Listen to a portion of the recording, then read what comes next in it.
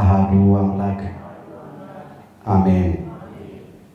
ክቡራን አበው ሊቃውንተ ቤተ ክርስቲያን በየማይረጋችሁ አባቶቼ ካህናት፣ በአገልግሎት የምትመስሉኝ ወንድሞቼ መምህራን ወንጌል፣ ወንድሞች ዲያቆናት፣ የእግዚአብሔር ልጆች፣ የድንግል ማርያም ወዳጆች እንደምን አመሻችሁ።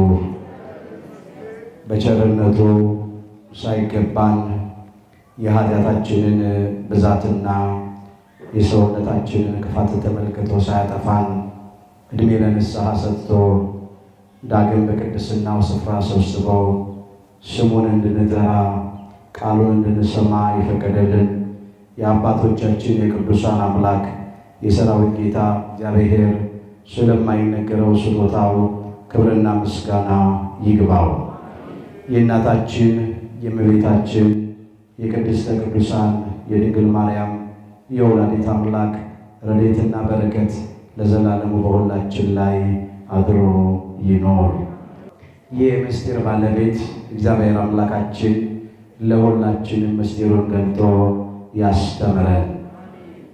አንስታችሁ ወደ ባሕር ጣሉኝ። ትንቢተ ዮናስ ምዕራፍ 1 ቁጥር 12። ለዛሬ አምላካችን እግዚአብሔር እንደረዳን መጠን በሚኖረን ጊዜ የምንማርበት የትምህርታችን ርዕስ ይህ ይሆናል። ዛሬ በዚህ ርዕስ ለመማር የመረጥንበት ምክንያታችን ሁላችን እንደምናውቀው በቤተ ክርስቲያናችን ሥርዓት መሠረት ከምንጾማቸው ከሰባቱ የሕግ አጽዋማት መካከል አንዱ የሆነውንና የነነዌ ሰዎች ጾመው የእግዚአብሔርን ምሕረት የተቀበሉበትን ከመዓት ከጥፋት የዳኑበትን ጾም እያሰብን እየጾምን ያለ ነው። ስለዚህ ከዚህ የተነሳ ዛሬ እኛ በዚህ ርዕስ ለመማር መርጠናል። አንስታችሁ ወደ ባሕር ጣሉኝ። ትንቢተ ዮናስ ምዕራፍ 1 ቁጥር 12 ርዕሳችን ነው። በዚህ ርዕስ ውስጥ ይህንን ቃል ማን ለማን ለምን እንደተናገረውና በባሕር ውስጥ ከተጣለ በኋላ የሆነውን ነገር ተመልክተን ዛሬ እኛ ከዚህ ታሪክ ልንማር የሚገባው ነገር ምን እንደሆነ አንስተን ትምህርታችንን እንጠቀልላለን። አምላካችን እግዚአብሔር በነገር ሁሉ ማስተዋልን ይስጠን። አንስታችሁ ወደ ባሕር ጣሉኝ ያለው ከ12ቱ ደቂቀ ነቢያት መካከል አንዱ የሆነው ነቢየ እግዚአብሔር ቅዱስ ዮናስ ነው። ነቢዩ ይህንን ቃል የተናገረው ከእርሱ ጋር በመርከብ ተሳፍረው ወደ ተርሴስ ሲጓዙ ለነበሩ ነጋዴዎች ነው። ነቢዩ ዮናስ ይህንን ለምን ተናገረ ሲሉ ማዕበሉ፣ ሞገዱ፣ ነፋሱና ወጀቡ መርከቤቱን ሊሰብራት ሊያሰጥማት እስኪቀርብ ድረስ ከብዶ ስለነበረ ነው። አበው ነገር ከስሩ ውሃ ከጥሩ ይላሉና ለትምህርታችን የሆነን ዘንድ ወደ ኋላ መለስ ብለን ታሪኩን እንመለከታለን። ትንቢተ ዮናስ ምዕራፍ 1 ከቁጥር 1 ጀምሮ ያለውን ታሪክ አምላካችን እግዚአብሔር ነቢዩ ዮናስን ወደ ነነዌ ሰዎች ላከው ይላል። በተለይም የነነዌ ሰዎች ኃጢአታቸው ወደ እግዚአብሔር ፊት ወጥቶ ነበረ ይላል። አምላካችን እግዚአብሔር ሰዎችን ሳያስተምር፣ ሳይመክር፣ ሳይገስጽ አይቀጣምና በመጀመሪያ የንስሐ ስብከት እንዲሰብክላቸው ከበደላቸው እንዲመለሱ፣ ከርኩሰታቸው እንዲቀደሱ፣ ከውድቀታቸው እንዲነሱ፣ በእጃቸው ያለውን ግፍ እንዲያርቁ፣ በፍጹም ልብ ንስሐ እንዲገቡ ነቢዩ ዮናስን እግዚአብሔር ወደ ነነዌ ሰዎች ላከው። ነነዌ ታላቅ ከተማ እንደነበረ ታሪኩ ይናገራል። ዮናስ የስሙ ትርጉም ርግብ ማለት ነው፣ የዋህ ማለት ነው። ነቢዩ ዮናስ ከየዋህነቱ የእግዚአብሔርን ምሕረት ይቅርታ ስለሚያውቅ ወደ ነነዌ ለመሄድ አልፈቀደም፣ አልወደደም። ለምን? አንተ ባለ ብዙ ምሕረት ነህ፣ ባለ ታላቅ ይቅርታ ነህ፣ አንተ ታጋሽ አምላክ ነህ። አሁን ነነዌ በ3 ቀን ትጠፋለች ብዬ ብሰብክ ባስተምር፣ አንተ በምሕረት ነነዌን ሳታጠፋት ትቀራለህ፣ እኔም ሐሰተኛ ነቢይ እየተባልኩ እኖራለሁ። ስለዚህ አንተ ወደ አልከኝ ወደ ነነዌ አልሄድም ብሎ በራሱ ሐሳብ በራሱ ፈቃድና በራሱ መንገድ ወደ ተርሴስ መኮብለል ጀመረ።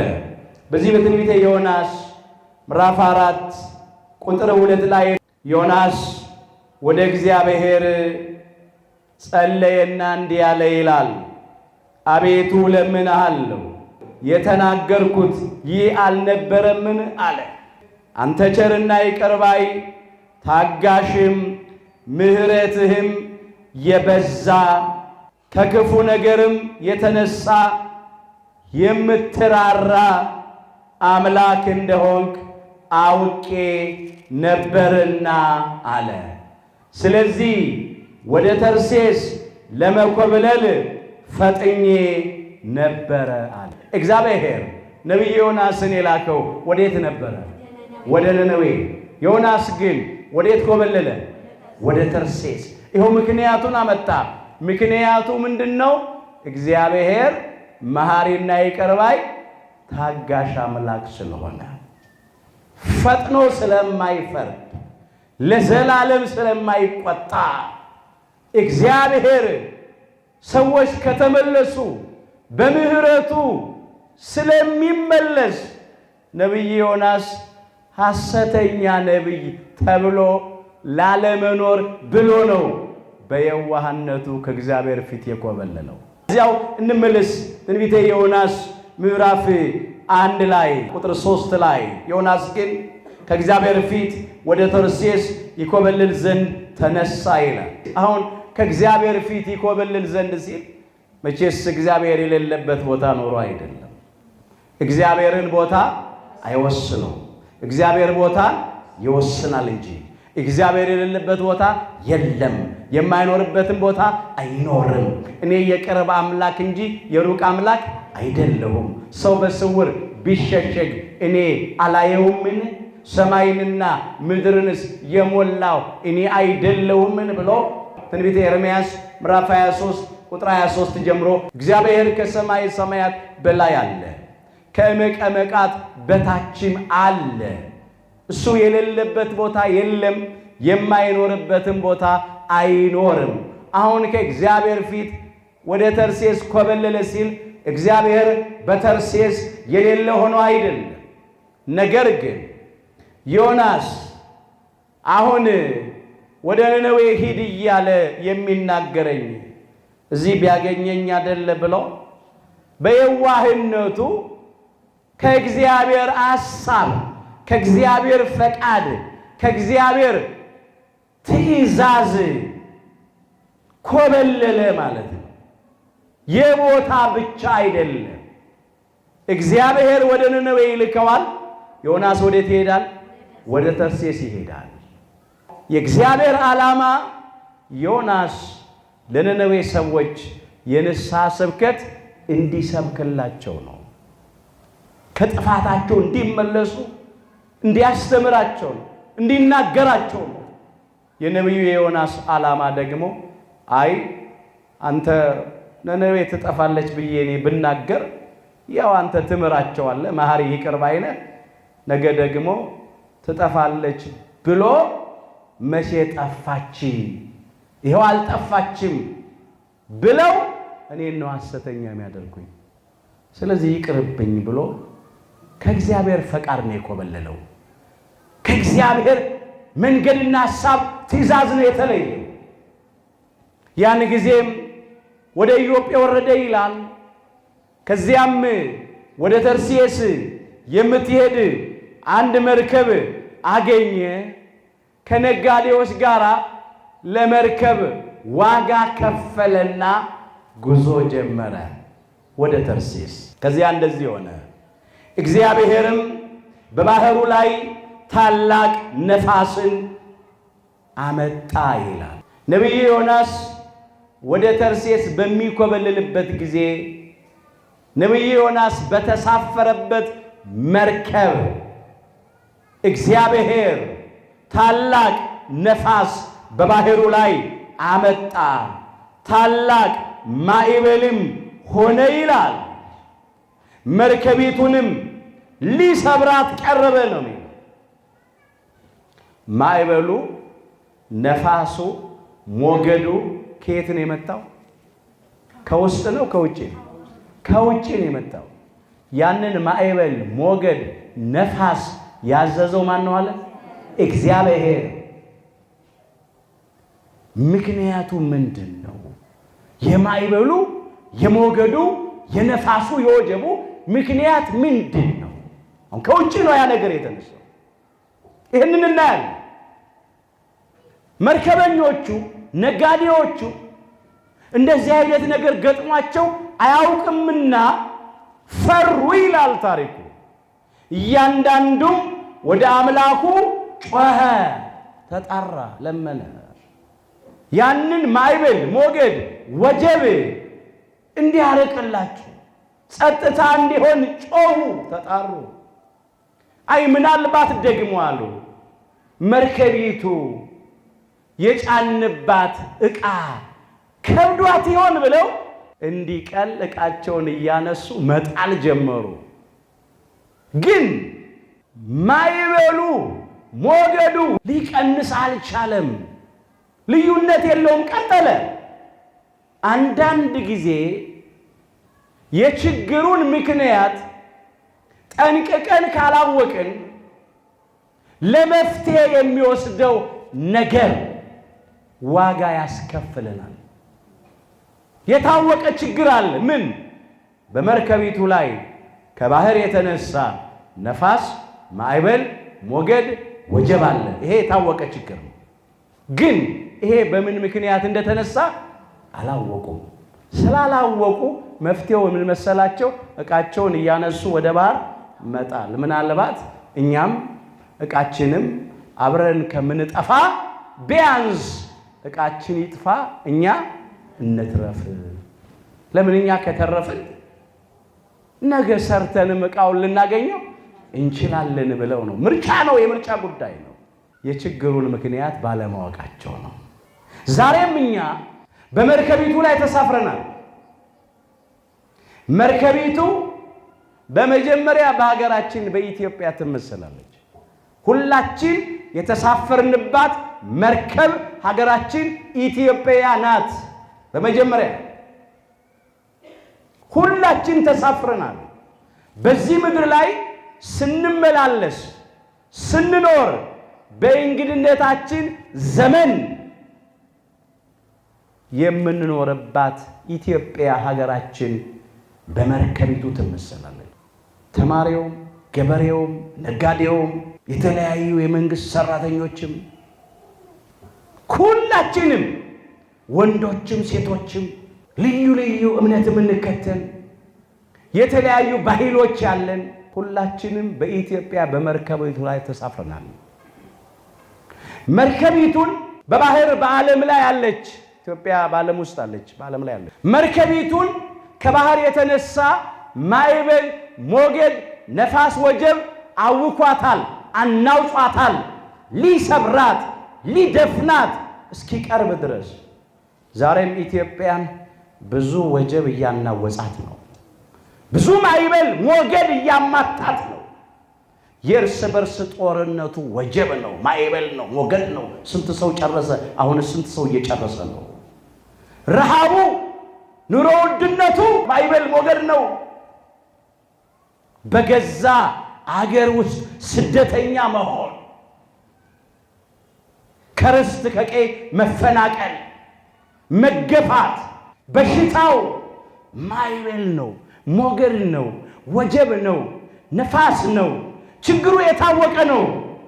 ግን ለችግሩ እየወሰድን ያለው መፍትሄ ትክክለኛ አይደለም። ችግሩ ታውቋል። ማዕበል አለ፣ ሞገድ፣ ነፋስ፣ ወጀብ አለ። ግን ችግሩ ይፈታል፣ ማዕበሉ ይወገዳል ብለው ምናቸውን የጣሉት? ዕቃቸውን የጣሉት። ትክክል አይደለም። እሱ አንድ ትክክል ነገር አድርገዋል።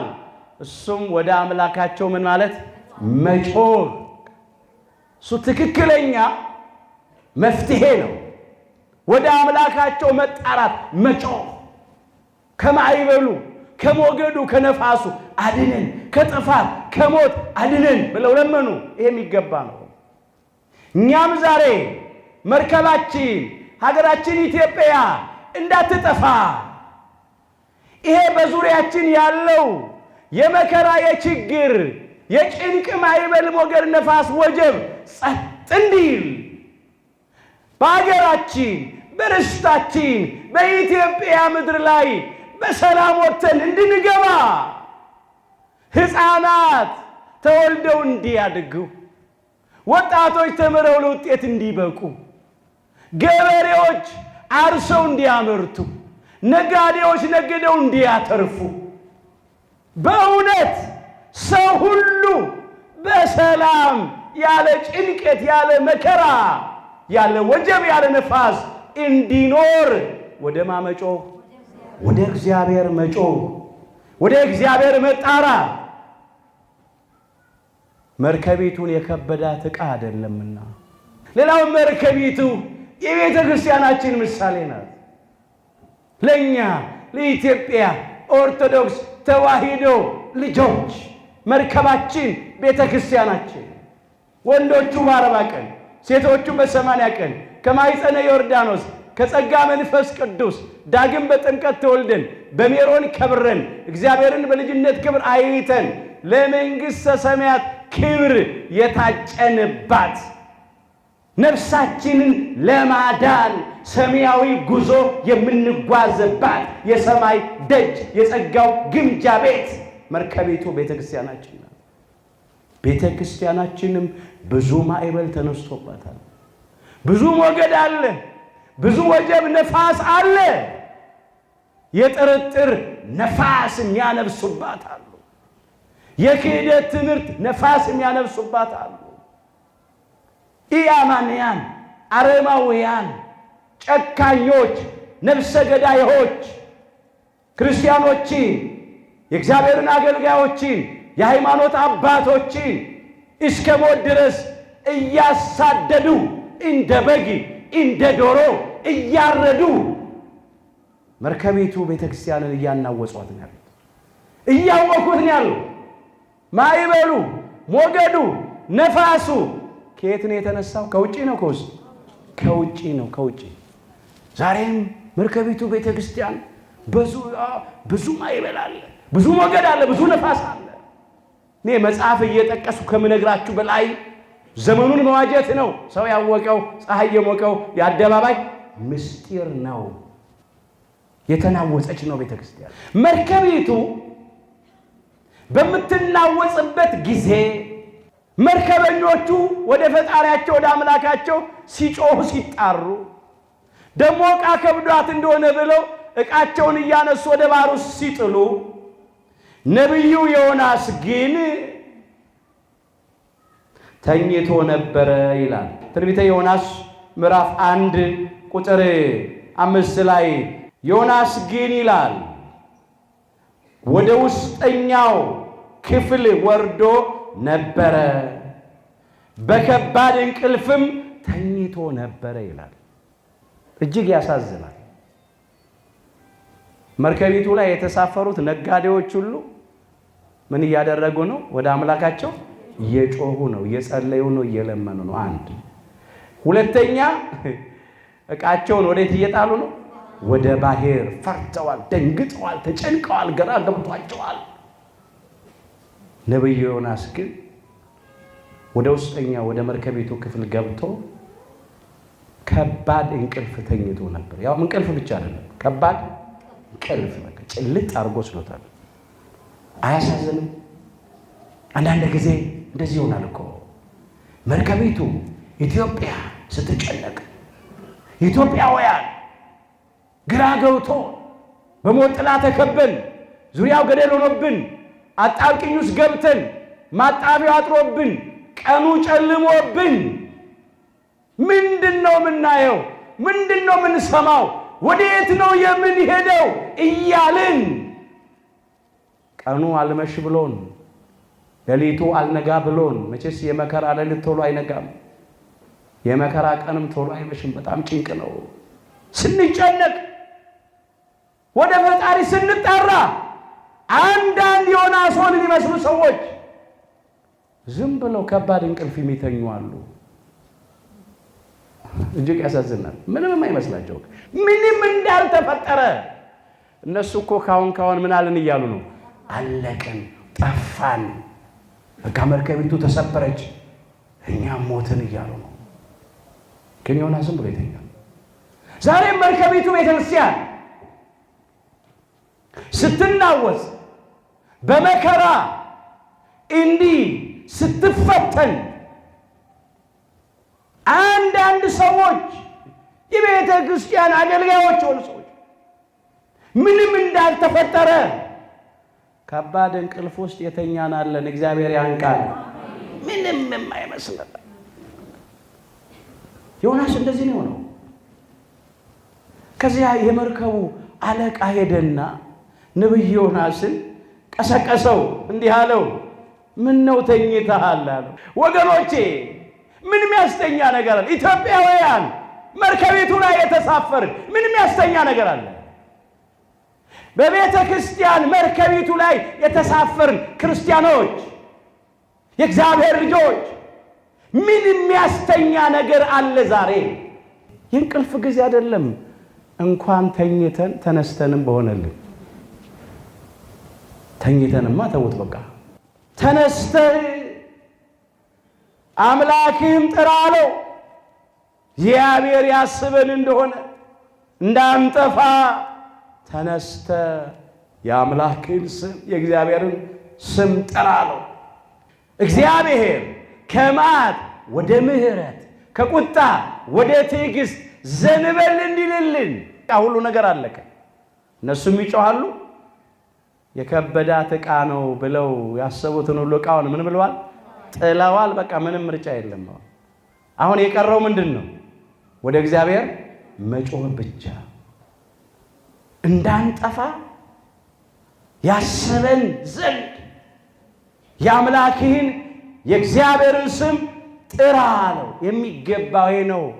ዛሬም የተኛን ሰዎች ያንቀላፋን በግዴለሽነት ምን አለበት ብለን በቸልተኝነት አንዳንዶቻችን ተለማምደነዋል። በቃ ምንም እኮ ታወቀ እኮ ነው እንላለን።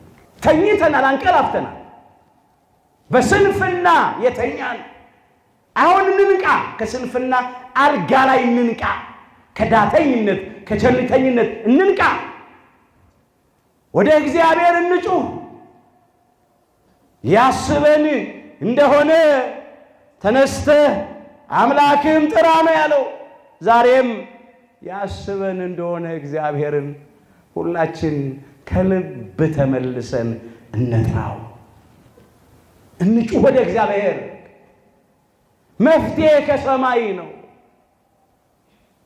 መርከቢቱ ጸጥ እንድትል ማዕበሉ ሞገዱ እንዲርቅ በእውነት መርከቢቱ ኢትዮጵያ ጸጥ እንድትል፣ መርከቢቱ ቤተ ክርስቲያን ጸጥ እንድትል፣ በሰላም ማገልገል መገልገል ማምለክ እንድንችል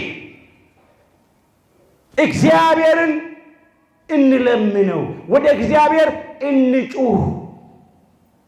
ሌላ መፍትሄ ብለን የምንሞክረው ነገር መፍትሄ አይደለም። ወይም ከሌላ ከውጪ ሌላ ነገር መፈለግ መፍትሄ አይደለም። መፍትሄው ወደ እግዚአብሔር መጮህ መጣራት ነው። ከዛ መስበሳቸው ይህ ክፉ ነገር በማን ምክንያት እንዳገኘን እናውቅ ዘንድ ዕጣ እንጣጣላሉ። አንድ ነገር ያውቃሉ። ክፉ ነገር አግኝቷቸዋል። ምን አለ? ችግር አለ፣ ጭንቀት አለ፣ ማዕበል ሞገድ አለ። እኛም ዛሬ አንድ የምናውቀው ነገር አለ። ምን አለ?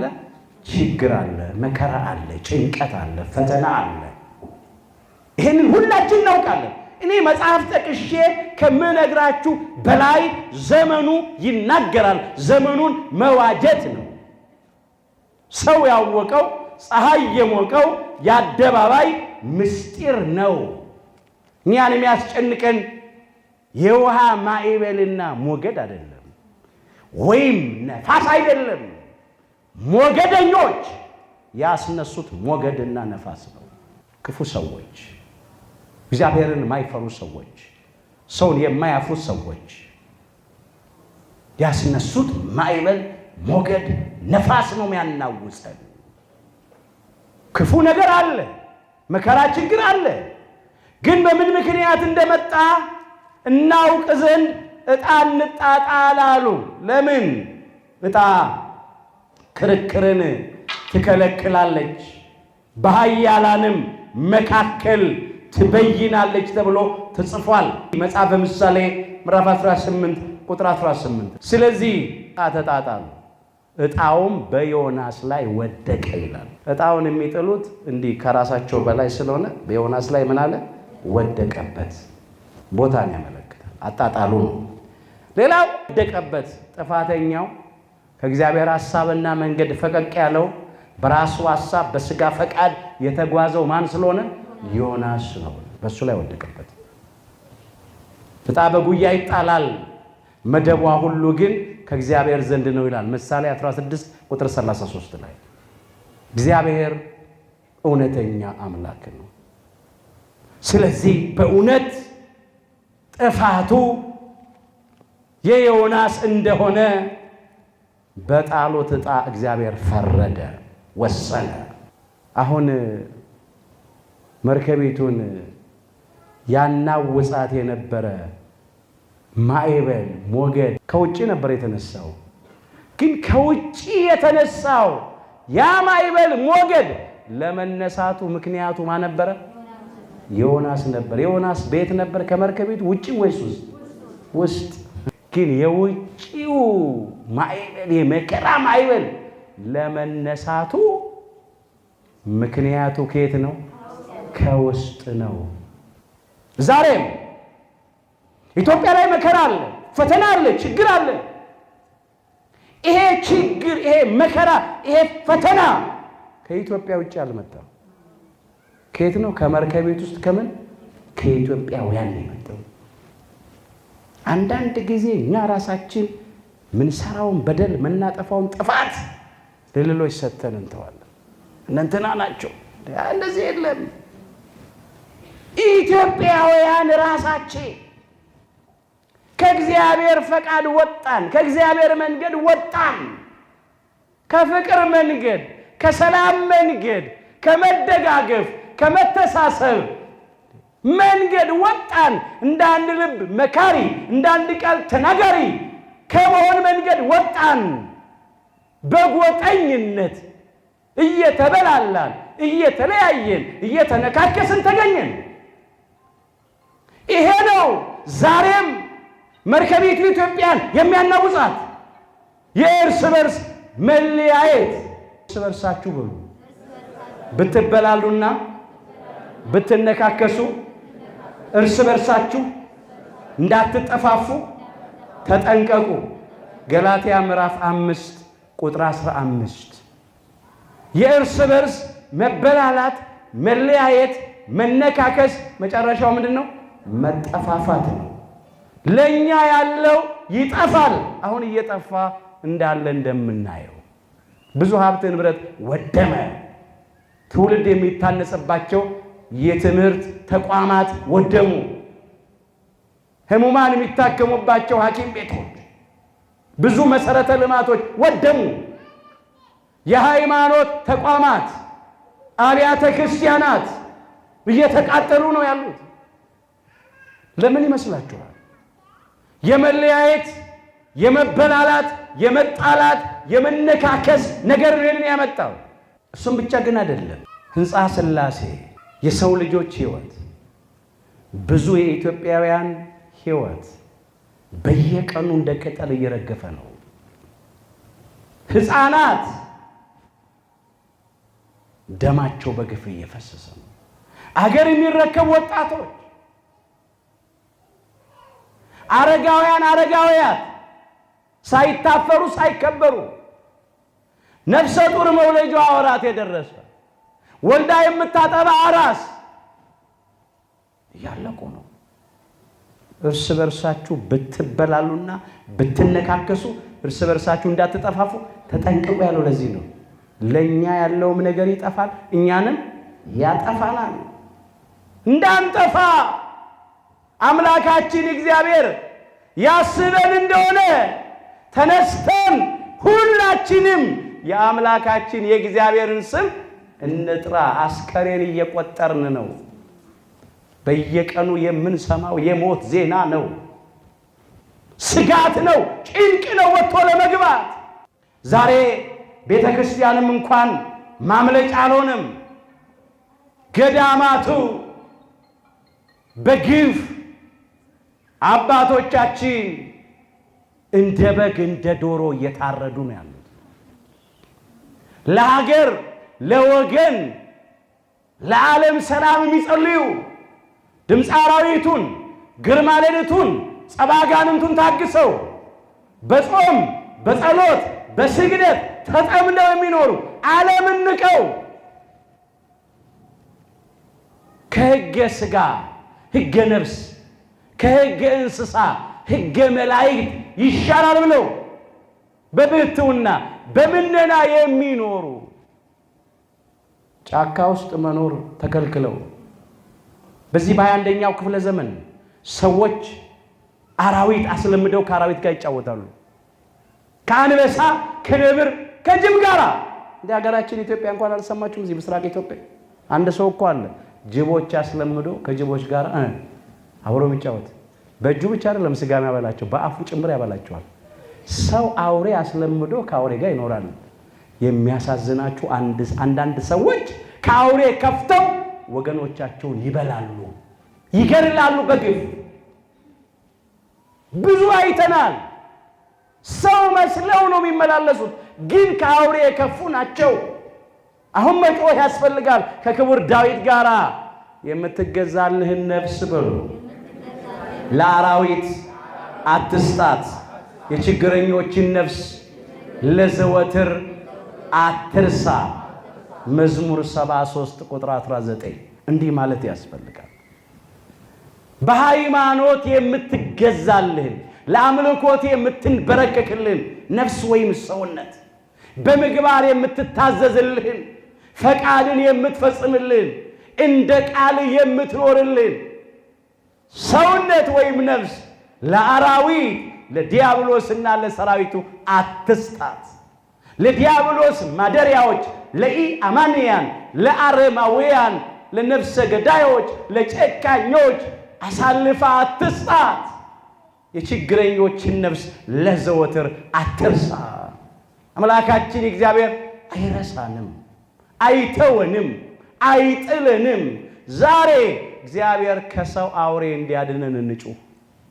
ሰዎች ሆነው ተፈጥረው ከአራዊት ከፍተው ከሚኖሩት ከክፎች እጅ አምላካችን እግዚአብሔር ሁላችንንም ያድነን።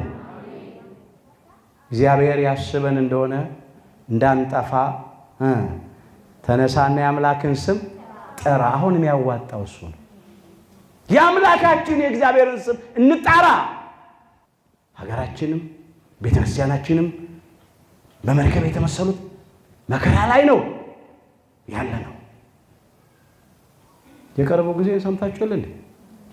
እዚህ ቅርብ እኮ ነው። ስንት ኪሎ ሜትር ነው? ዝቋላ ገዳም ውስጥ ገብተው አባቶቻችን እናቶቻችን ገዳማያቱ መናንያቱ መነኮሳቱ መነኮሳያቱ ከአራዊት ጋር ይኖራሉ። በጫካ የሚኖር አውሬ ነው የሚያሳዝኗቸው። አራዊቱ ምንም አላወኳቸውም፣ አላስቸገሯቸውም፣ ይታዘዙላቸዋል። እንደውም ግን በከተማ የሚኖሩ ከአውሬ ከፍተው ይህንን እያደረጉ ነው ያሉት። ለክፎቹም እግዚአብሔር ልብ ይስጣቸው። ማዕበሉ ሞገዱ ለመነሳቱ ከውስጥ ያለው ያልታዘዘው ዮናስ ነበር ምክንያቱ። እጣው በሱ ላይ ወደቀበት። ምናልባት እኮ በመርከቢቱ በኢትዮጵያ ያለን ኢትዮጵያውያን፣ በመርከቢቱ በቤተ ክርስቲያን ውስጥ ያለን የእግዚአብሔር ልጆች ክርስቲያኖች አንዳንዶቻችን እኮ እንደ ዮናስ እኮ ከእግዚአብሔር ሐሳብ ፈቀቅ ብለን ይሆናል። ከእግዚአብሔር ፈቃድ ወጥተን ይሆናል። ከዚህም የተነሳ መከራው ችግሩ ደርሶብን ይሆናል። እጣ እስኪወጣብን አንጠብቅ፣ ራሳችን እንመልከት። ማን ነው እንደ እግዚአብሔር ፈቃድ የሚኖር? ማን ነው እንደ እግዚአብሔር ሐሳብ የሚመላለስ? ከኛ መካከል አንዳንዶቻችን ሐሳባችን ከእግዚአብሔር ሐሳብ የተለየ፣ መንገዳችን ከእግዚአብሔር መንገድ የተለየ ነው። ስለዚህም ይህ ሆኖብናል፣ ደርሶብናል። እግዚአብሔር እንዲታረቀን አሁን ወደ እግዚአብሔር ሐሳብና ፈቃድ እንመለስ። ዮናስ በእግዚአብሔር ሐሳብ ሳይሆን በራሱ ሐሳብ ሄደ። ዮናስ በእግዚአብሔር መንገድ ሳይሆን በራሱ መንገድ ሄደ። እዚህ ትንቢተ ኢሳይያስ ምዕራፍ 55 ከቁጥር 6 ጀምሮ እግዚአብሔር በሚገኝበት ጊዜ ፈልጉት ይላል፣ ቀርቦም ሳለ ጥሩት። ክፉ ሰው መንገዱን በደለኛም ሐሳቡን ይተው፣ ወደ እግዚአብሔርም ይመለስ፣ እርሱም ይምረዋል፣ ይቅርታውም ብዙ ነውና። ወደ አምላካችን ይመለስ። ሐሳባችሁ በሉ እንደ ሐሳቤ አይደለም፣ መንገዳችሁ እንደ መንገዴ አይደለም። የዮናስ መንገድ የራሱ መንገድ ነበር፣ እንደ እግዚአብሔር አይደለም የተጓዘው። የዮናስ ሐሳብ እንደራሱ ሐሳብ ነው። አሁን ዮናስ ምንድን ነበር ማድረግ ያለበት? ወደ ነነዌ ሂድ ሲባል ቀጥታ ምን ማድረግ ነበር ያለበት? መሄድ። ግን አይ አንተ ማሪ ነህ ይቅር ባይ የዋህነቱ እኮ ነው። የትዕቢት እኮ አይደለም፣ የድፍረት እኮ አይደለም። ሐሰተኛ ነብይ እንዳይባል ስሙን ለመጠበቅ ነው። የእግዚአብሔር ሐሳብ ግን ለነነዌ ሰዎች የንስሐ ስብከት እንዲሰበክ ነበረ። ወዶ ወደ ነነዌ ሊሄድ ያልፈቀደውን ዮናስን በግድ እንዲሄድ ሲያደርገው እናያለን። ዮናስ እጣ ወደቀበት። እነኛ ሰዎች አሁን ሁለት በቂ ምክንያት አግኝተዋል። አንደኛው ምክንያት ምንድን ነው? ዮናስ እነሱ ማዕበል ሞገድ በተነሳ ጊዜ ሲጮሁ ሲጣሩ ዕቃቸውን ወደ ባህር ሲጥሉ መዳን ወይም ከዚያ መከራ ለመውጣት ያሳየው ጥረት የለም። ምን ብሎ ነበረ? ከባድ እንቅልፍ ተኝቶ ነበረ። ይሄ እኮ አንዱ ራሱ ጥፋት ነው። ሁለተኛ እጣ ራሱ ወደቀበትና እጣው መሰከረበት፣ ተረጋገጠ ማለት ነው። ማስረጃ ተገኝቷል ማለት ነው። ግን እነዚህ ሰዎች አልጨከሙ። በጣም ይገርማቸዋል። ርኅራኄያቸው፣ ሰብአዊነታቸው በቃ በሰውነት እኮ ነው። ዮናስን ከዛ በፊት አያውቁትም። ዮናስ ማን ነው ምንድን ነው አያውቁትም። በሚጠይቁት ጥያቄ እናረጋግጣለን። እንደዚህ ብለው ይጠይቁታል። ትንቢተ ዮናስ ምዕራፍ 1 ቁጥር 8 ይህ ክፉ ነገር በማን ምክንያት እንዳገኘን እባክህ ንገረን ይሉታል። ስራህ ምንድን ነው? ከወዴትስ መጣ? አገርስ ወዴት ነው? ወይስ ከማን ወገን ብለው ይጠይቁታል። ቢያውቁ ኖሮ ማንነቱን አገሩን ቢያውቁ ስራውን ቢያውቁ አይጠይቁትም። እነሱ ነጋዴዎች ናቸው። ከዚያ እሱ ይናገራል። ከማን ወገን ላሉት እኔ ዕብራዊ ነኝ ከእስራኤል ወገን ነኝ ይላል። ስራ ምንድነው ላሉት የሰማይንና የምድርን ፈጣሪ እግዚአብሔርን አመልከዋለሁ ይላል። ስራዬ እግዚአብሔርን ማምለክ ነው፣ እግዚአብሔርን ማገልገል ነው። ወገኖቼ እግዚአብሔርን ማምለክ እኮ ስራ ነው። እግዚአብሔርን ማገልገል እኮ ስራ ነው። ያውም ለሰማያዊ ቤት ለዘላለማዊ ሀገራችን የምንሰራው ስራ ነው። አላፈረበትም። ዮናስ በማንነቱ በዕብራዊነቱ በእስራኤላዊነቱ አላፈረም። ዮናስ እግዚአብሔርን የሚያመልክ የእግዚአብሔር ነቢይ የእግዚአብሔር አገልጋይ በመሆኑ አላፈረም። መሰከረ፣ ተናገረ። ከወዴት መጣ?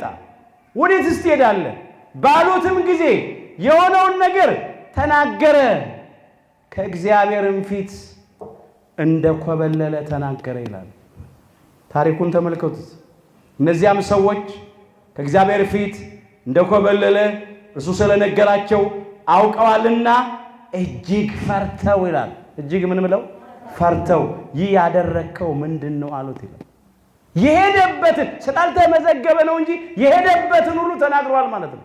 እኔ እግዚአብሔር አምላክ ነው ማመልከው፣ እኔ እግዚአብሔር ነብይ ነኝ፣ እግዚአብሔር አምላኬ ወደ ነነዌ ሄድና የንስሐ ስብከት ስበክላቸው አለኝ። እኔ ግን አምላኬ እግዚአብሔር መሐሪ ይቅር ባይ መሆኑን ስለማውቅ ሄጄ ብናገርም ስለማያጠፋቸው ስለሚመራቸው ሐሰተኛ እንዳልባል ብዬ ከእናንተ ጋር ተሳፍሬ ወደ ተርሴስ ኮበልላለሁ እንጂ እኔ እኮ ነጋዴ አይደለሁም፣ እኔ ነብይ ነኝ ብሎ ነግሯቸዋል። ስለዚህ ሰዎቹ ምን አሉ? ፈሩ። ያደረግከው ምንድነው? እንዴ ከእግዚአብሔር ፊት እንዴት ትሸሻለህ? እንዴት ከእግዚአብሔር ፈቃድ ትለያለህ? እንዴት የሱን ትእዛዝ አትፈጽምም ማለታቸው ነው። ለምን ከእጄ የሚያመልጥ የለም ይላል እግዚአብሔር። ትንቢተ ኢሳይያስ ምዕራፍ 43 ቁጥር 13 ላይ ከእግዚአብሔር እጅ ማንም አያመልጥም። ከዚያም ያስፈቅዱታል። ባህሩም ሞገዱን እጅግ አጥብቆ ያናውጠው ነበር ይላል። እየጨመረ ሄደ ማዕበሉ፣ ሞገዱ ንውጽ ውስጣው። ባህሩ ከኛ ዘንድ ጸጥ እንዲል ምን እናድርግብህ አሉት ነው የሚለው። ያስፈቅዱታል። ይገርማል በጣም የነዚህን ሰዎች የተርሴስ መንገደኞች ነጋዴዎችን ሕይወት ተመልከቱ። እግዚአብሔር ከነሱም ያስተምረናል። ተኝቶ አልፈረዱበትም፣ ዕጣ ወጥቶበት አልፈረዱበትም። እንደገና መኮብለሉን በግልጽ ተናገረ፣ መሰከረ። እሱ አሁንም አልፈረዱበትም፣ ገና ያስፈቅዱታል። እንግዲህ ባንተ ምክንያት ነው ይሄ ማዕበል ሞገድ የተነሳው። ይሄው አየ ነው፣ ዕጣ ባንተ ላይ ወጣ። አንተም አመንክ፣ ጥፋተኝነቱን አምኗል፣ ኃላፊነት ወስዷል። ተጠያቂ መሆን ያለበት እርሱ እንደሆነ ተናግረዋል። ወገኖቼ ለሀገሪቱ መናወዝ፣ ለኢትዮጵያ ለመርከቢቱ፣ ለቤተ ክርስቲያን ለመርከቢቱ መናወዝ፣ መታወቅ፣ መጨነቅ፣ እንዲህ መፈተን ምክንያት የሆኑ ሰዎች እንደ ነብዩ እንደ ዮናስ ጥፋታችንን እንመን፣ ስህተታችንን እንመን፣ ኃላፊነት እንውሰድ። ተጠያቂነት እኛ ጋር ነው እንበል፣ እኛ ነን ተጠያቂዎቹ እንበል። በሌሎች ላይ ጣት አንጠቁም። አሁን ችግሩ በሌላ ላይ እየጠቆምን ነው። እያንዳንዳችን ጥፋታችንን ካመንን፣ ለጥፋታችን ኃላፊነት ከወሰድን፣ ተጠያቂ ነን ብለን ከቀረብን፣ እውነቴን ነው የምላችሁ ሞገዱ ጸጥ ይላል። ማዕበሉ ነፋስ ወጀቡ ጸጥ ይላል። መከራው ከኛ ይርቃል። እግዚአብሔር በቃችሁ ይላል። እንደ ቀደመው እንደ አያቶቻችን እንደ ቅድመ አያቶቻችን ዘመን የሰላምን፣ የበረከትን፣ የጤንነትን፣ የደስታን ዘመን መልሶ እግዚአብሔር ያመጣል። ግን ኃላፊነት መውሰድ ያስፈልጋል። ማን ኃላፊነት ይወሰድ? ምክንያቱ አንተ ነህ። እንግዲህ ምን እናድርግብ ብለው አስፈቀዱት። እርሱም ደግሞ እንዲህ አለ፣ ታላቅ ማዕበል በሉ በእኔ ምክንያት እንዳገኛችሁ አውቃለሁና አንስታችሁ ወደ ባህሩ ጣሉኝ። ርዕሳችን ነው። ለምን ይህ ከባድ ማዕበል በማ ምክንያት አገኛችሁ? በእኔ ምክንያት። በቃ በእኔ ምክንያት እናንተ ሁላችሁ ከምትጠፉ በማታውቁት ምክንያት ያለ በደላችሁ ያለ ጥፋታችሁ እናንተ አገር ሰላም ነው ብላችሁ እንደለመዳችሁት በመርከብ ተሳፍራችሁ ወደ ተርሴስ ለንግድ ነው የምትሄዱት።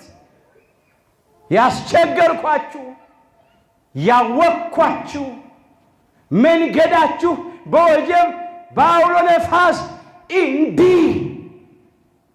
እንዲደናቀፍ እንዲታወክ ያደረግኩ እኔ ነኝ። ኃላፊነት ወስደው እኔ ነኝ። በእኔ ምክንያት የሁሉ መርከብ ላይ የተሳፈረ መጥፋት የለበትም። አሁን እንደ የሚል ዮናስ ያስፈልጋታል ለኢትዮጵያ፣ ለመርከቢቱ ለኢትዮጵያውያን በሙሉ እንዲምር ያስፈልጋል። በእኔ ምክንያት ይሄ ሁሉ ህዝብ መጥፋት የለበትም። ምንም የማያውቅ የዋህ ህዝብ ስንቶች እኮ ንጹሐን ናቸው እኮ መከራቸውን ያዩት። በግፍ የሚያልቀው በጥቂቶች ባልታዘዝን ከእግዚአብሔር ሐሳብና መንገድ ፈቀቅ ባልን ሰዎች ምክንያት ብዙ ኢትዮጵያውያን እየተጨነቁ ነው ያሉት። በቤተ ክርስቲያናችንም ውስጥ ቢሆን በእኛ ለመታዘዝ ምክንያት ብዙ የዋሃን ምእመናን እየተጨነቁ ነው ያሉት። አሁን እንደ ዮናስ ኃላፊነት የሚወስዱ ያስፈልጋል። የሚገርማችሁ እኔ ነኝ ጥፋተኛው አለ፣ ኃላፊነት ወሰደ፣ ተጠያቂ ሆነ። ከዛ ደግሞ በጥፋቱ ለመቀጣት ተዘጋጀ። ምን አርጉኝ? አንስታችሁ ወደ ባህር ጣሉኝ፣ አብረን እናልቃለን እንጂ ምንም ምርጫ የለም አላለም። በቃ አንዳንዱ እኮ አሁን አጥፍቶ ጠፊ እኮ ነው። አብረን እንለቅ ነው እኮ፣ አብረን እንጥፋ እኮ ነው።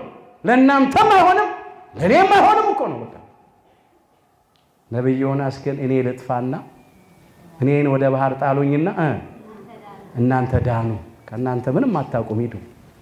በእውነት እንዲህ ብለን በራሳችን ላይ እንድንፈርድ ላጠፋነው ጥፋት ለበደላችን ቅጣት ለመቀበል የተዘጋጀ እንድንሆን እግዚአብሔር ሁላችንን ይርዳል። ይህንን አለ ነብዩ ዮናስ። አንስታችሁ ወደ ባህር ጣሉኝ ለምን አለ?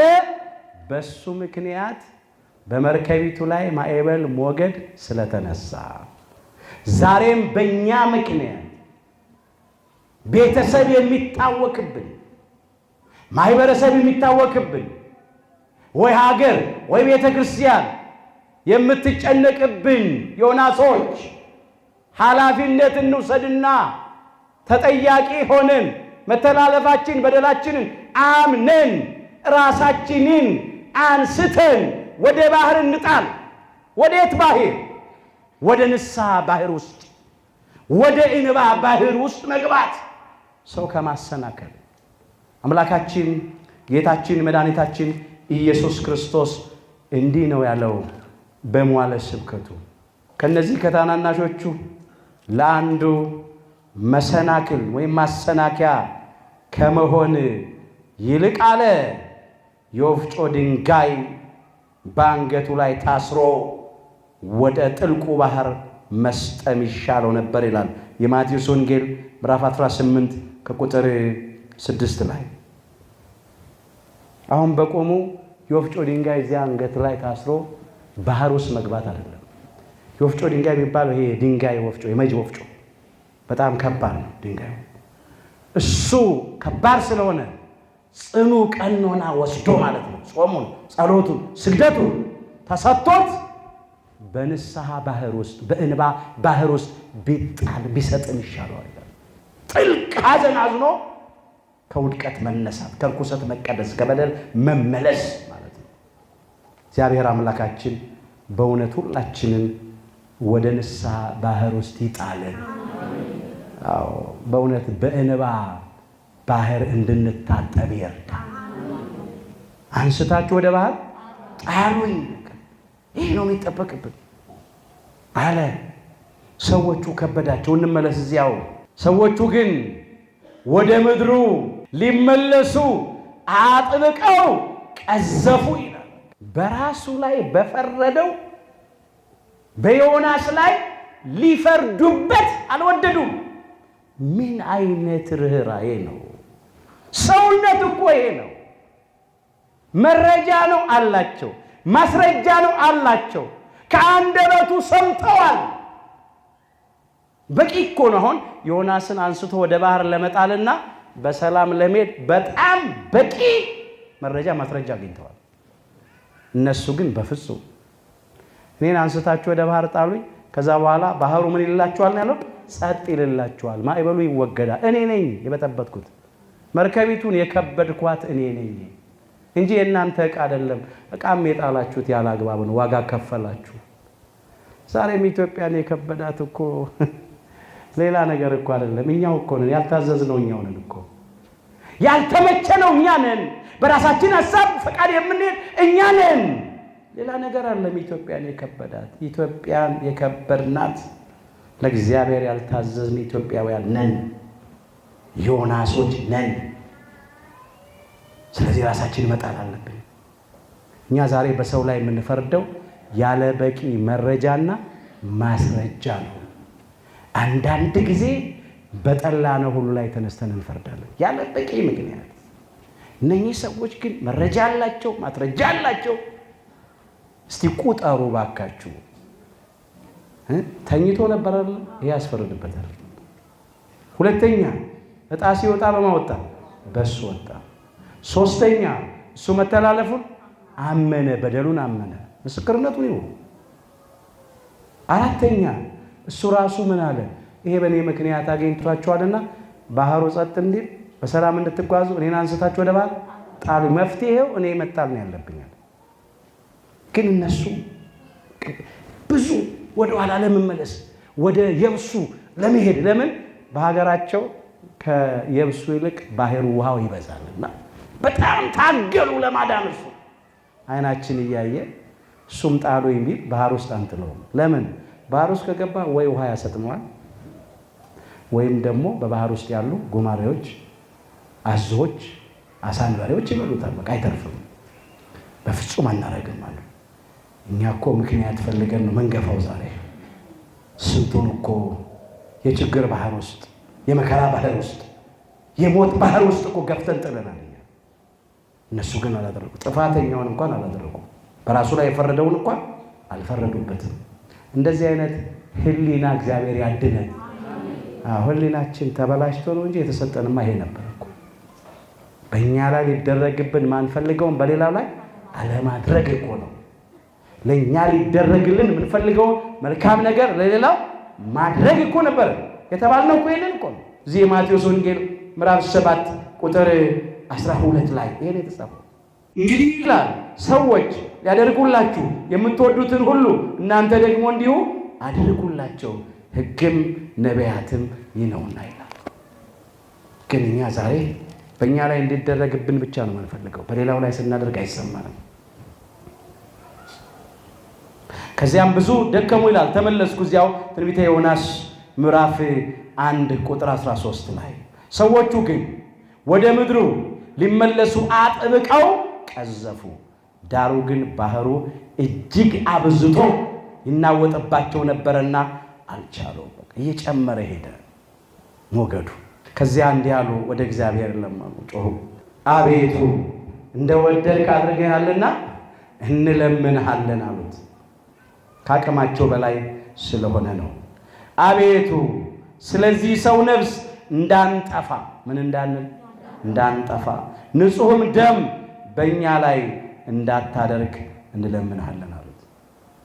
እኛ እንግዲህ ሞክረናል ለማዳን የምንችለውን የድርሻችንን ተወጥተናል። ግን አሁን ወጀቡ አየለ። ትንሽ ከቆየን ሁላችንም ተያይዘን ምን ማለታችን ነው? መጥፋታችን ነው። ስለዚህ ዕጣው ወጥቶበታል። እሱም አምኖ መስክሯል። ከዛ ጣሉኝ ብሏል። በቃ አንተ እንደፈቀድክ አድርግ፣ ግን በዚህ ሰው ደም እንዳትጠይቀን። እንዴት አይነት ጥንቃቄ እንዳደረጉ አያችሁ። ዛሬ ግን አንዳንዶች በንጹሐን ደም ታጥበው ነፍስ ገድለው ለሚፈነግል ወንበር፣ ለሚቀር ምድራዊ ክብር፣ ለሚጠፋ ብር ብለው በብዙ ንጹሐን ደም እየታጠቡ ምንም አይመስላቸውም። ገና እንገድላለን ይላሉ። ንጹሐንን እየጨፈጨፉ በጠራራ ፀሐይ። እነኚህ ሰዎች ግን በዚህ ሰው ደም እንዳትጠይቀን፣ ንጹህ ደም አሉት እኮ በጣም እኮ ይገርማል። ጥፋተኛ ነው አይደለም? በራሱ ፈቃድ ሐሳብ ሄዷል ዮናስ በየዋህነት። ግን አይ በንጹህ ደም እንዳትጠይቀን በዚህ ሰው ደም እንለምናለን፣ አደራ ነው በቃ አናውቅም፣ ፍርድ ያንተ ነው። ከዚያም ዮናስን ወስደው ወደ ባህር ጣሉት ይላል። ባህሩን ከመናወጡ ጸጥ አለ። ባህሩ ምን አለ? ከመናወጡ ጸጥ አለ። አንስታችሁ ወደ ባህር ጣሉ፣ ጸጥ አለ። በቃ አያችሁ፣ መርከቢቱን የከበዳት ማን ነበረ? ዮናስ ነበረ። ዛሬም ኢትዮጵያ መርከቢቱ ጸጥ እንድትል፣ ቤተክርስቲያን ጸጥ እንድትል፣ እግዚአብሔር በቃችሁ እንዲለን፣ ይሄ መከራ ከኛ እንዲርቅ፣ የጭንቃችን የችግራችን ጊዜ እንዲያጥር መተላለፋችን ልመን፣ እንመለስ፣ ኃላፊ እንውሰድ፣ ተጠያቂ ነው። ራሳችን ለቅጣት እናዘጋጅ። መቀጣት ይገባል ስለ በደላችን፣ ስለ ጥፋታችን። ዮናስ ተቀጣ፣ ወደ ባህር ተጣለ። ሰዎቹ እግዚአብሔርን ፈሩ፣ እጅግ ፈሩ። ለእግዚአብሔርም መስዋዕትን አቀረቡ፣ ስለትን ተሳሉ ይላል። በጣም ገረማቸው። ለካ የከበዳት ዮናስ ነበረ። እግዚአብሔር ነው ይሄን ያደረገው። እኛ ከእግዚአብሔር ጋር ስንጋፍ ታገል ነበረ ከማንችለው ጋር አሉ። ከዚያ ትንቢተ ዮናስ ምዕራፍ 2 ላይ ይቀጥላል። ዮናስን የሚወጥ ታላቅ አሳ አንበሪ አሰናዳ ይላል። ወደ ባህር ሲጣል ዮናስን የተቀበለው አሳ አንበሪ ነው። ምን አለው አሳውን? እግዚአብሔር አምላካችን ዮናስን ዋጠው፣ ነገር ግን እንዳትበለው፣ እንዳትገድለው አለው። አሳ አንበሪው ዮናስን ዋጠ፣ ግን አልበላውም። በላተኛው ዮናስን እንዳይበላው ማጠበቀ እግዚአብሔር ይጠብቃል። እሱ በቃ ለራሱ ዓላማ ለራሱ ስራ ሲያዘጋጅ እንደፈቀደ ያደርጋል፣ እንደወደደ ይሰራል። ማን ይከለክለዋል? ፍጥረት ሁሉ ይታዘዝለታል። እኛ ሰዎችንን እንኳን አልታዘዝ ያልነው፣ አሳ አንበሪው ታዘዘ፣ ዋጠው አለው፣ ግን እንዳትበላው። ይሄን ብቻ እንዳይመስላችሁ። አሁን በአሳ አንበሪ ሆድ ውስጥ ምግብ እንዲላቅጥ የሚያደርግ በደንብ እንዲፈጭ የሚያደርግ አሲድ አለ። እሱ በራሱ ገዳይ ነው፣ እየቆራረጠ ይገባል። ያ አሲድ እንኳን ዮናስን እንዳይገድለው እግዚአብሔር ጠበቀው። የነብዩ ዮናስ በሕይወት በአሳ አንበሪ ሆድ ውስጥ 3 ቀን 3 ሌሊት ቆየ። የአሳ አንበሪውን ሆድ እግዚአብሔር ለዮናስ የእናት ማህፀን አደረገለት። በቃ ምን ይሳነዋል? ትዝ አይላችሁ? ነብዩ ዳንኤል ወደ አናብስት ጉድጓድ ተወርውሮ በአናብስት ጉድጓድ እኮ ሳይበላ ቆይቷል አይደል? ትንቢተ ዳንኤል ምዕራፍ 6 ላይ ታሪኩ ተመዝግቧል።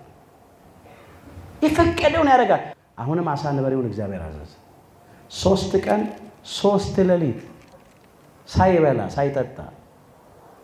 እስቲ አስቡት፣ ማን ነው ያውም በአሳ አንበሪ ሆድ ውስጥ ሰው እዛ ውስጥ ሆኖ ታፍኖ እንኳን አይሞትም እንዴ? ግን እግዚአብሔር ጠበቀው። ይሄን ብቻ እንዳይመስላችሁ፣ አሳ አንበሪ ሆድ ውስጥ ሆኖ ዮናስ ወደ አምላኩ ወደ እግዚአብሔር ጸለየ ይላል። ፍላጎት ካለ ምን አለ?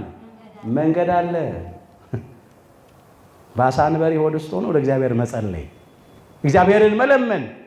መቅደስም አደረገው እኮ የአሳ አንበሪውን ሆድ ጸለየ። በመከራ ሳለሁ ወደ አምላኬ ወደ እግዚአብሔር ጮኽኩ ይላል፣ እርሱም ሰማኝ ይላል። እግዚአብሔር ሁላችንን ይስማ። ዛሬም በመከራ አይደል ያለ ነው? በፈተና ውስጥ በችግር ውስጥ አይደል ያለ ነው? በሲኦልም ሆድ ውስጥ ሆኜ ጮኽኩ፣ ቃሌንም አዳመጥክ ይላል። አሁን ያንን ባህሩን ሲኦል አድርጎ መሰለው፣ በሲኦል መሰለው። የአሳ አንበሪውን ሆድ በሲኦል መሰለው። ባህር ውስጥ ብቻ እኮ አይደለም የገባው፣ አሳ አንበሪ ሆድ ውስጥ ነው የገባው። የተጣለው እዛ ውስጥ ነው።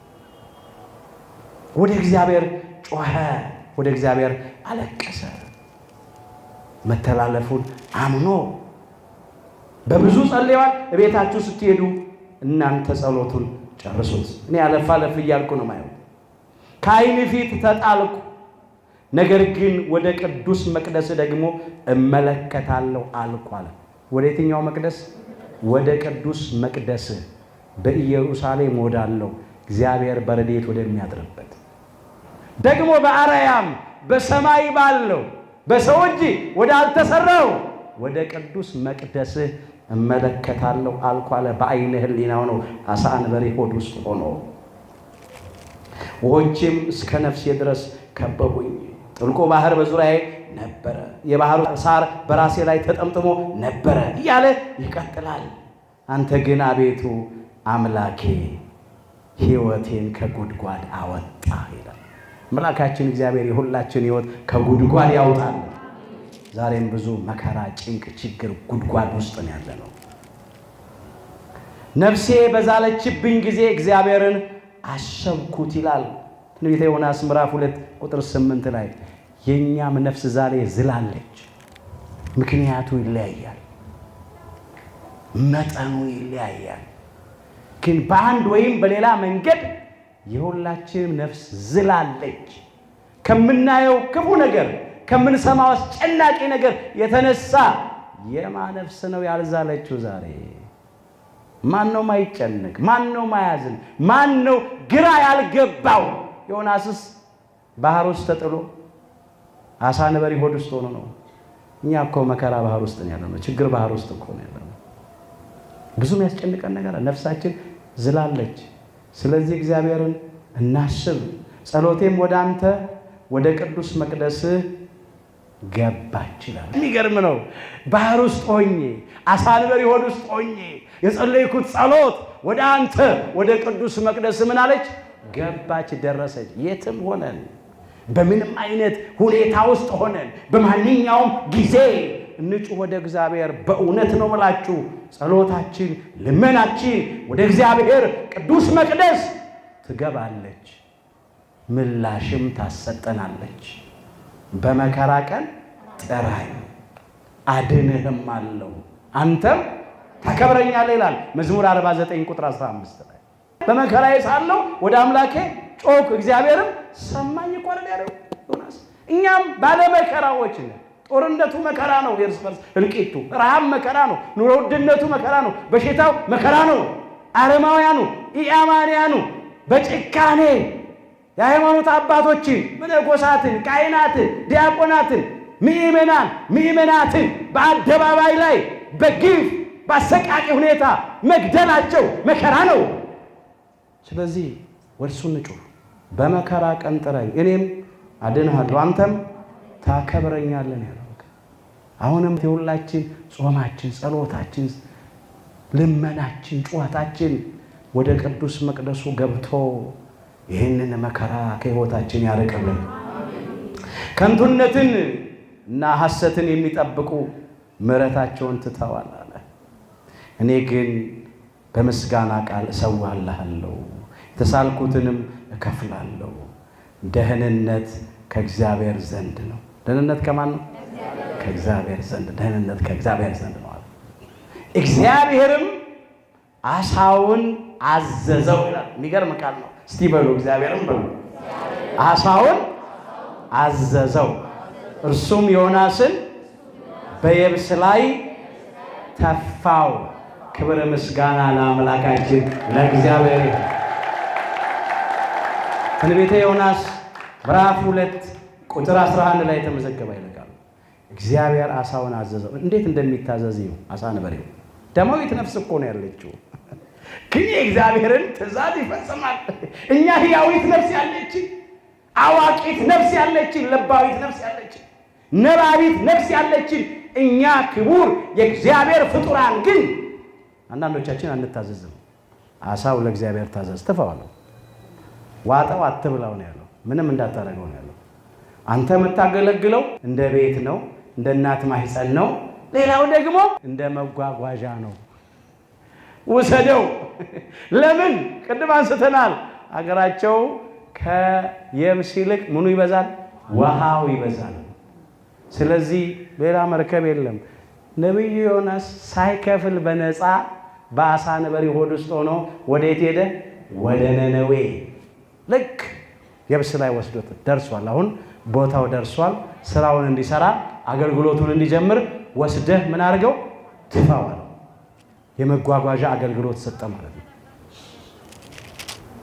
ከዛ ዮናስን አሳ አንበሪው የብስ ላይ ተፋው።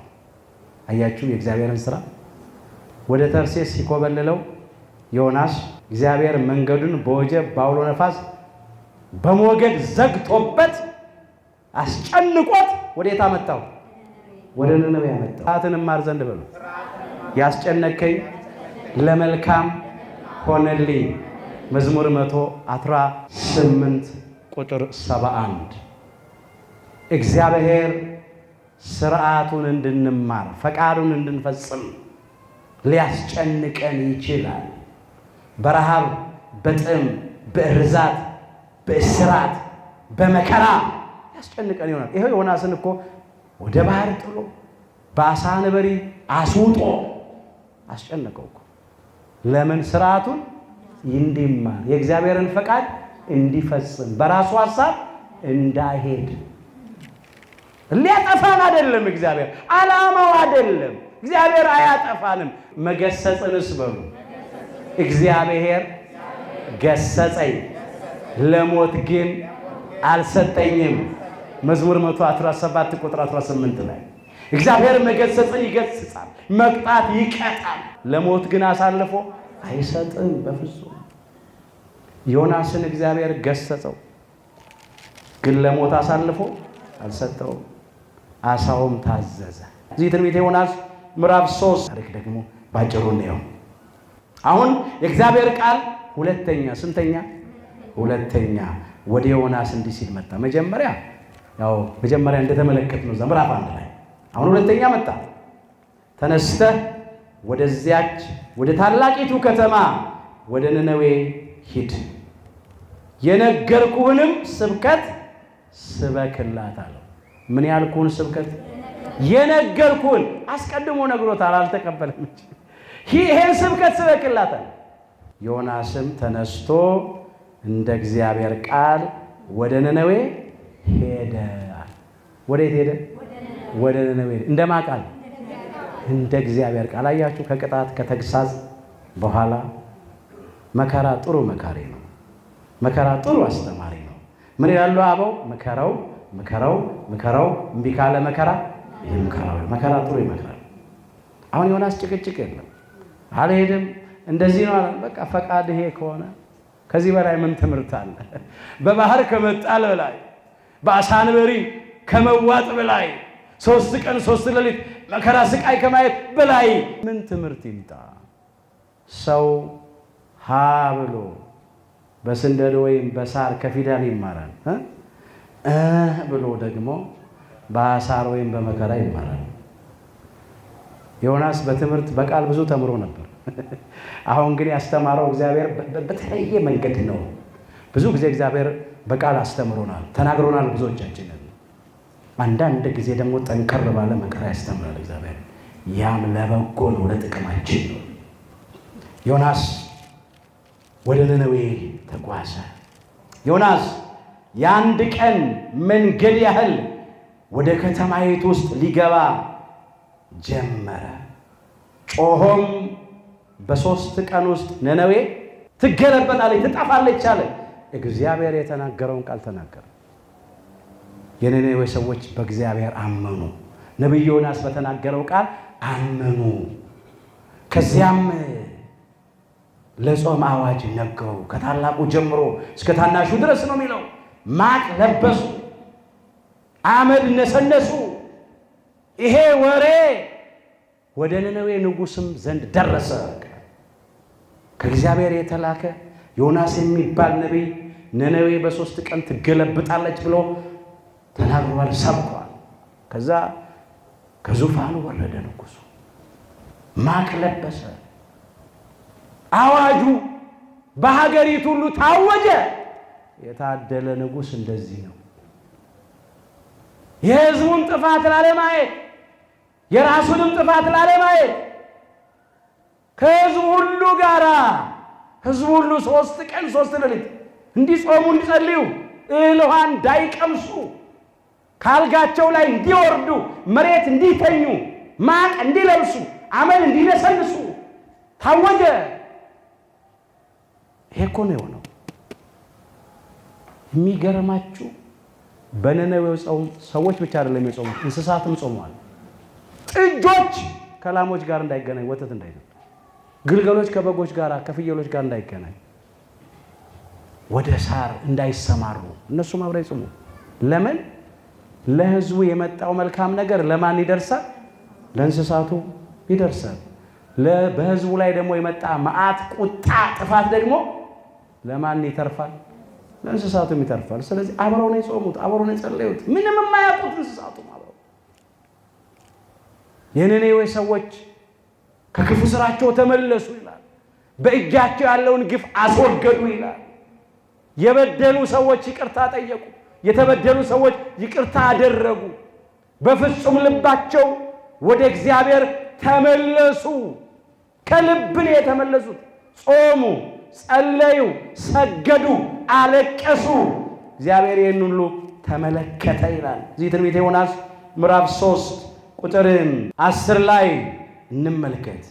እግዚአብሔርም ከክፉ መንገዳቸው እንደተመለሱ ስራቸውን አየ ይላል። በተግባር ነው የተመለሱት። እኛም ከክፉ መንገዳችን እንድንመለስ እግዚአብሔር ይርዳን።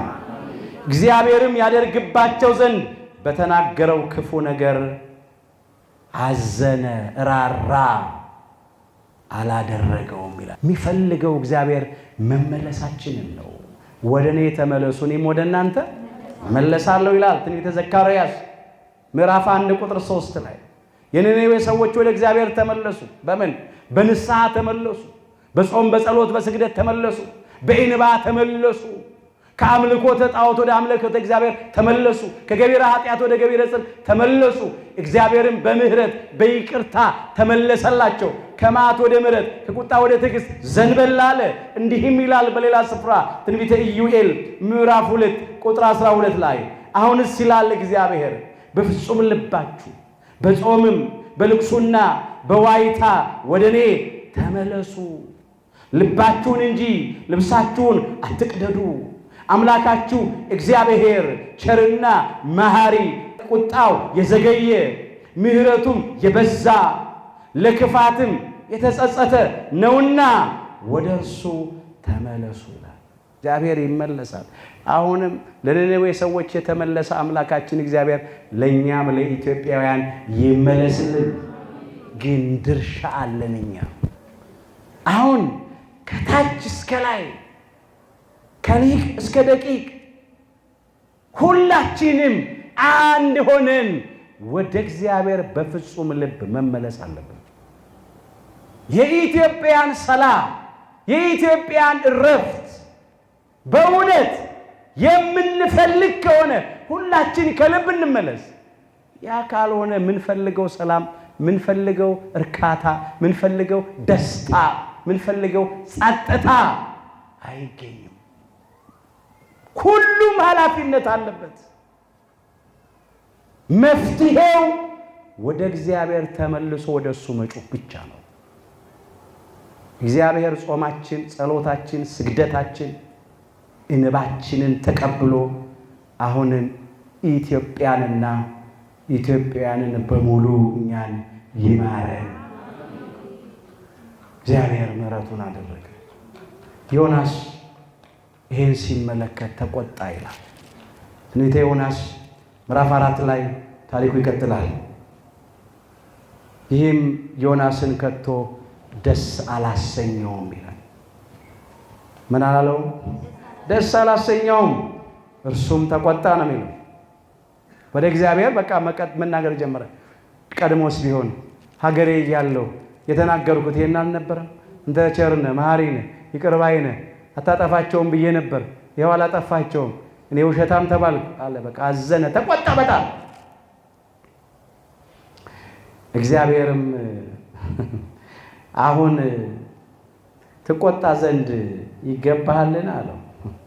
አዎ እኔ እስከ ሞት ድረስ አለ። በቃ ከህይወት ይልቅ ምን ይሻለኛል? ሞት ይሻለኛል። ወይ ነነዌ መጥፋት አለባት፣ አለበለዚያ እኔ መሞት አለብኝ። ምርጫ እኮ ነው ያቀረበው። በጣም እኮ ያሳዝናል። አሁን ይሄን ስታስቡ እንዴ ምን አይነት ጨካኝ ሰው ነው ትሉ ይሆናል። መቼስ በሰው ላይ መፍረድ ይችላል። አሁን ነነዌ ሰዎችን ስለ ማረ ይቅር ስላለ እንዴት ዮናስ ይጨክናል እንል ይሆናል። ጨክኖባቸው አይደለም፣ ግን እሱ ምን እየተባለ እንዳይኖር ሐሰተኛ ነብይ እየተባለ እንዳይኖር ከዚህ በኋላስ ብናገር ማን ያምነኛል ነው ችግር እንኳን። በፊትም ዝም ብሎ ነው የሚያወራው።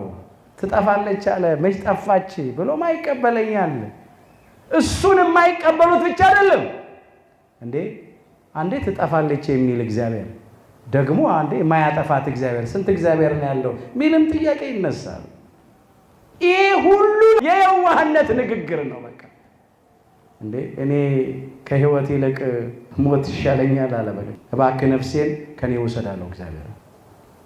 እግዚአብሔር ደግሞ በእውኑ ትቆጣ ዘንድ ይገባልን አለ። ዮናስ ከከተማይቱ ወጣ አለና ጫፍ ላይ ሆኖ ያያታል ነነዌን። ካሁን እግዚአብሔር ቃሉን ይፈጽምና ያጠፋታል ብሎ ያያታል። አልጠፋችም። ዮናስን እግዚአብሔር እንደገና አስተምሮታል። ዮናስ ከከተማይቱ ወጣ ብሎ የከተማይቱን ነገር ምን እንደሚያገኛት በሚያይበት ጊዜ ዳስ ሰርቶ ነበረ ቁጭ አለው። እግዚአብሔር አምላክ ቅል አዘጋጀለት ይላል። ከዚያም ከጭንቅላቱ በላይ አደረገለት ከራሱ በላይ ከዛ ከፀሐይ ቃጠሎ ታድነው ዘንድ ነው። ስለ ቅሊቱ እጅግ ደስ አለው ነው የሚለው። በነጋ ጊዜ ግን ጠዋት ፀሐይ ሲወጣ ያቺ ቅል በትል ተበላች እና እስክትደርቅ ድረስ ትሉ መታት። ከዚያ ፀሐይ ወጣ። ፀሐይ ሲወጣ ሐሩሩ ሲያቃጥለው ዮናስ ደግሞ ተቆጣ። ለምን ተቆጣ? ስለ ቅሊቱ መድረቅ። እንዴት እችን ቅል ደግሞ አድርቀህብኝ በፀሐይ ታስመታኛለህ ብሎ ተቆጣ። እግዚአብሔር ጠየቀው። ስለዚህች ቅል መድረቅ ምክንያት ትቆጣለህ አለው። እንዴ እስከ ሞት ድረስ እቆጣለሁ፣ አሁን ከህይወት ሞት ይሻለኛል አለው። እንዴ አለው አምላካችን እግዚአብሔር ደግሞ አንተ ላልተከልካት ትበቀል ዘንድ ውሃ ላላጠጣሃት ላላሰደግካት ለዚች በአንድ ሌሊት በቅላ በአንድ ሌሊት ለደረቀች ቅል ይሄንን ያህል ያዘንክ ከሆነ አለ እኔስ ቀኛቸውና ግራቸውን ለማይለዩ 120,000 በላይ የሚሆኑ ሰዎችና ብዙ እንስሳት ላሉባት ለታላቂቱ ከተማ ለነነዌ አላዝንምን አለው። እንዴ ከቅል ተፈጥሮ የሰው ተፈጥሮ አይበልጥም እንዴ? ስለዚህ እንዴት አላዝንም አለና አስተማረው። ዮናስም ተማረ። አዎ ይሄ የዋህነት ንግግር ነው ያን ያለው። በኋላ ግን ገብቶታል፣ ተረድቷል። ዮናስም እሳት ከሰማይ ወረደ ይላል። ከዛ የዛፎቹን ረዣዥም ጫፎቹን እየለበለበ ተመለሰ። ምን ማለት መሰላችሁ? ለነነዌ ሰዎች የውላችሁ በንስሐ ባትመለሱ ኖሮ ይሄ እሳት ያጠፋችሁ ነበር። ነቢዩ ዮናስ ነነዌ በ3 ቀን ትገለበጣለች፣ ትጠፋለች ማለቱ ትክክል ነው። ይሄው መዓቱ ያጠፋችሁ ነበር። ግን ንስሐ ስለገባችሁ ጥፋቱ መዓቱ ከእናንተ ምን አለ? ተከለከለ፣ ራቀ። የእነሱም ንስሐ ዋጋ አላጣም፣ ዋጋ አግኝቷል። የዮናስም ስብከት ከቱ አልቀረም። ነቢዩ ዮናስም ለነሱ ላለመጥፋታቸው ንስሐ ለመግባታቸው በተናገራቸው ቃል በሰበከላቸው ስብከት መልካም አድርጓል። እነሱም በተሰበኩት ቃል ተጠቅመዋል፣ ፍሬ አፍርተዋል። ኢትዮጵያውያን ስንት ዓመት ተሰበከ? ስንት ዮናሶች ነገሩ።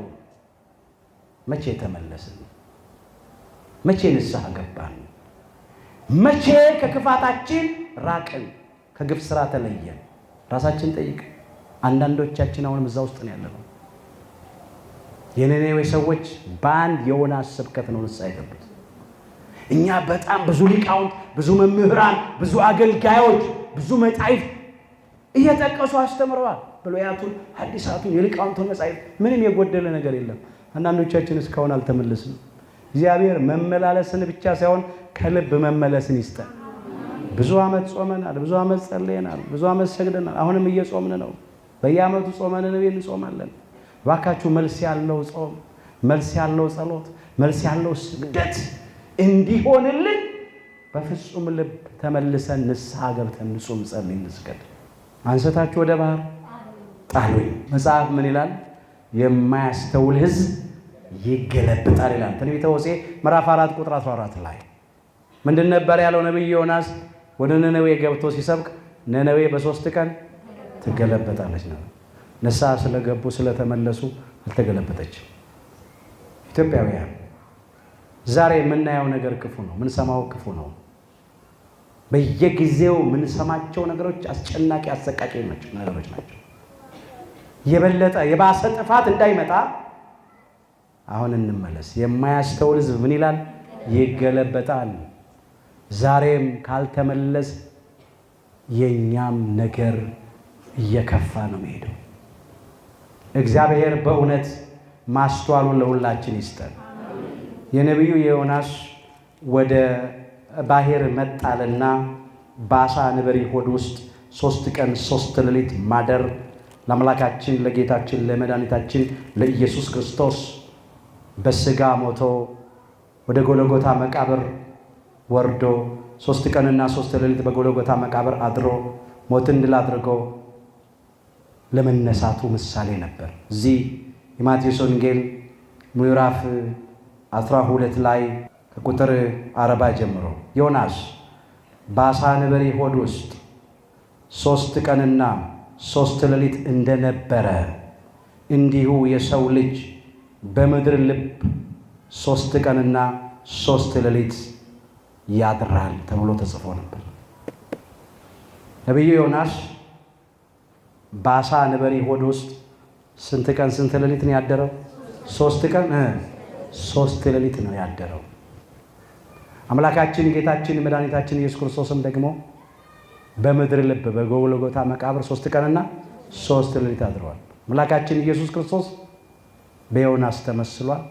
የአሳ አንበሪ ሆድ በጎልጎታ መቃብር ተመስሏል። አስተውሉ። ነቢዩ ዮናስ ወደ ባህር ከመጣሉ ወደ አሳ አንበሪ ሆድ ውስጥ ከመግባቱ በፊት አስተምሯል። ከአሳ አንበሪ ሆድ ውስጥ ከወጣም በኋላ ምን ብሏል? አስተምሯል። አምላካችን ጌታችን መድኃኒታችን ኢየሱስ ክርስቶስም ለድኅነተ ዓለም ለቤዛ ዓለም ከመሰቀሉ በሥጋ ከመሞቱ አስቀድሞ አስተምሯል። ደግሞ በሥጋ ሞቶ ከተቀበረ ሞትን ድል አድርጎ በ3ኛው ቀን ከተነሳ በኋላ ምን ብሏል? አስተምሯል። ይሄም ምሳሌ በዚህ ተፈጽሟል ማለት ነው። አንስታችሁ ወደ ባህር ጣሉኝ። ጥፋታችን፣ በደላችን፣ መተላለፋችን አምነን ኃላፊነት ወስደን ራሳችንን ተጠያቂ አድርገን ስለ በደላችን ስለ ኃጢአታችን በራሳችን ላይ ፈርደን ልንቀጣ ልንቀበል የሚገባውን ተግሳጽ ቀኖና ወደን ፈቅደን እንደ ነቢዩ እንደ ዮናስ ተቀብለን ምሕረቱን ቸርነቱን እንድናገኝ አምላካችን እግዚአብሔር በቸርነቱ ሁላችንን ይርዳን። የሁላችንን መጨረሻችን አምላካችን እግዚአብሔር በቸርነቱ ያሳምርልን። ይቆየን።